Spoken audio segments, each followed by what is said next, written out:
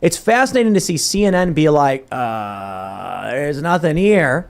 No new facts. It's what everyone already knew. And Bragg is doing it anyway. So I got to say, like, okay, maybe we'll end up sitting back.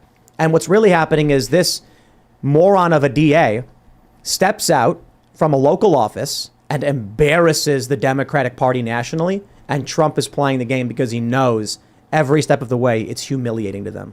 Yeah, it is. It's really something to see, man. And, like, as I said before, even as a sharp critic of Donald Trump for other reasons, not like the stupid ones. But this is just, look, the guy was just objectively, this is a guy who was, as sitting president, framed for treason. Like framed for treason by his own deep state. Yeah. There's a real deal attempted coup. They all knew he was not involved in a conspiracy 100%. With Russia. Nobody at the CIA or the FBI actually believed that. None of them believed Carter Page was a Russian agent. They knew he was an informant for them. The CIA told the FBI that he was an informant for the CIA, and then the FBI said on their FISA court application that the CIA corroborated that he had talked to the Russians. But they left out the part that then he came right back to the CIA and informed them of this. So it is, I don't know for sure if this Soros-backed DA is like in on some grand conspiracy. He might be. But there is no question that what Donald Trump laid out in his speech last night is exactly right. That they've tried at every single turn to get him for the most ridiculous things.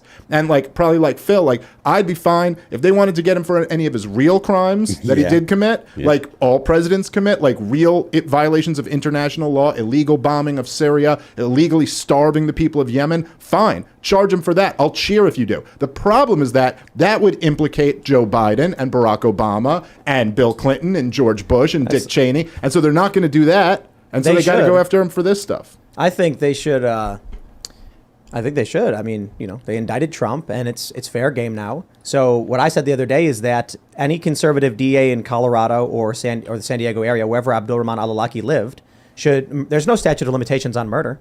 That's so true. They could indict Barack Obama for the murder of Abdulrahman al-Awlaki, or even Anwar al-Awlaki for that matter, who was his father. Who, look, he was radicalized and he swore allegiance to Al Qaeda. But when you're an American citizen, you have to be charged with the crime. And then you have to be convicted of that crime. You don't get to just say, this guy said he's with them, so I murdered him. And the one that's more damning about Anwar al-Awlaki in a way, even than his what was his kid, 14 at the time? 16. 16? I think 16. But the one that's more damning, in a sense, is that they admitted that he was the target. So they try to pretend that the kid wasn't the target, but they admit that Anwar al-Awlaki was the target of that strike. So Barack Obama murdered an American citizen with no charges. Barack Obama murdered an American citizen and he got no charges, and the deep state turns their head all the time. I would love to have you talk with Destiny, the omni-liberal, because you know what his response was when he was here?